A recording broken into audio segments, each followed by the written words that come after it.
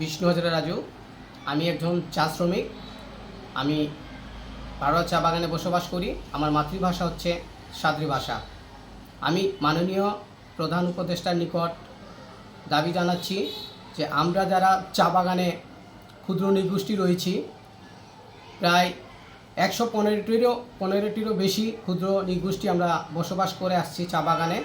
কিন্তু দুঃখের বিষয় হচ্ছে যে সরকার গ্যাজেট অন্তর্ভুক্ত মাত্র হাতে গোনা কয়েকটি ক্ষুদ্র নৃগোষ্ঠীকে অন্তর্ভুক্ত করা হয়েছে।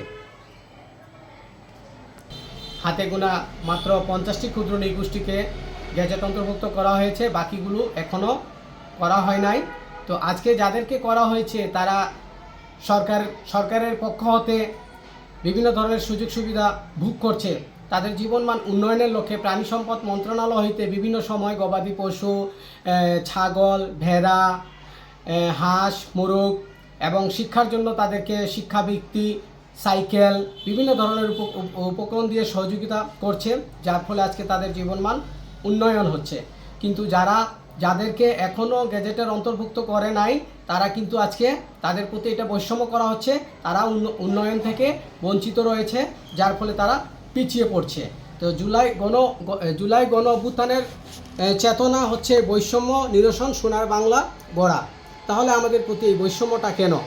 তো আমি প্রধান উপদেষ্টা মহোদয়ের নিকট দাবি জানাচ্ছি যে আমরা যারা চা বাগানে ক্ষুদ্র নৃগোষ্ঠী রয়েছি, আমাদের সকলের যাতে গ্যাজেটের অন্তর্ভুক্ত করা হয় এবং আমাদের চা শ্রমিক মা ও বোনেরা রয়েছে, যারা ছাত্রছাত্রী ভাই ও বোনেরা রয়েছেন যারা, তাদের যদি জীবনমান উন্নয়ন যদি করা হয়, তাদের শিক্ষার জন্য যদি বিভিন্ন ধরনের সুযোগ সুবিধা দেওয়া হয়, তাহলে আমাদের এই ক্ষুদ্র নৃগোষ্ঠী, পিছিয়ে পড়া চা জনগোষ্ঠী একদিন এগিয়ে যাবে। আমি এমনটাই প্রত্যাশা করি।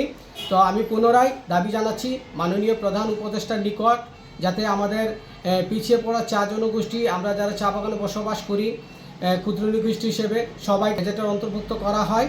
আর আমার এই কথা বলতে গিয়ে যদি কোনো রকমের ভুল ত্রুটি যদি অপরাধ হয়ে থাকে, তাহলে একজন চা শ্রমিক হিসেবে আমাকে ক্ষমা দৃষ্টিতে দেখবেন। কারণ আমি একজন চা শ্রমিক, হয়তোবা আমি তেমন দক্ষভাবে কথা বলতে পারি না। তো আমার এই ভুল ত্রুটি ক্ষমা দৃষ্টিতে দেখবেন এবং আমরা যারা বাদ পড়েছি আমাদের সকলকে যাতে ক্ষুদ্র নৃগোষ্ঠীর গ্যাজেটের অন্তর্ভুক্ত করা হয়, আমি এমনটাই দাবি জানাচ্ছি। ধন্যবাদ সবাই। প্রধান উপদেষ্টার নিকট আমি দাবি জানাচ্ছি যে আমরা যারা চা বাগানে ক্ষুদ্র নৃগোষ্ঠী রয়েছি, আমাদের মা বোন যারা রয়েছেন, যারা ক্ষুদ্র নৃগোষ্ঠীর অন্তর্ভুক্ত, তারা কিন্তু দেখা যাচ্ছে তারা পাশের বাড়িতে একটা গবাদি পশু পাচ্ছে, আর যারা গ্যাজেট অন্তর্ভুক্ত হয় নাই তারা একটা ডিমও পাচ্ছে না। এই যে বৈষম্য কেন? হয়তো আপনাদের কাছে আমরা দাবি জানাচ্ছি আমাদের যারা বাকি রয়েছেন গ্যাজেটের অন্তর্ভুক্ত, যারা বাকি রয়েছেন তাদের সবাইকে যাতে ক্ষুদ্র নৃগোষ্ঠীর গ্যাজেটের অন্তর্ভুক্ত করা হয়। চা বাগানে প্রায় 115টির উপরে ক্ষুদ্র নৃগোষ্ঠীর বসবাস, কিন্তু হাতে গোনা প্রায় 50টি ক্ষুদ্র নৃগোষ্ঠীকে অন্তর্ভুক্ত করা হয়েছে, কিন্তু বাকি জাতিগুলোকে এখনও ক্ষুদ্র নৃগোষ্ঠীর অন্তর্ভুক্ত করা হয় নাই।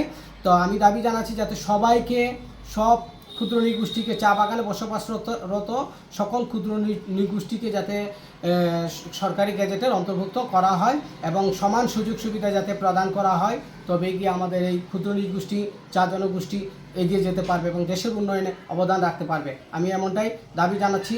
আর আমার এই দাবি জানাতে গিয়ে যদি কোনো ভুল ত্রুটি হয়ে থাকে তাহলে ক্ষমা দৃষ্টিতে দেখবেন। ধন্যবাদ সবাইকে। মাননীয় প্রধান উপদেষ্টা মহোদয়ের দৃষ্টি আকর্ষণ করছি। ধন্যবাদ সবাইকে।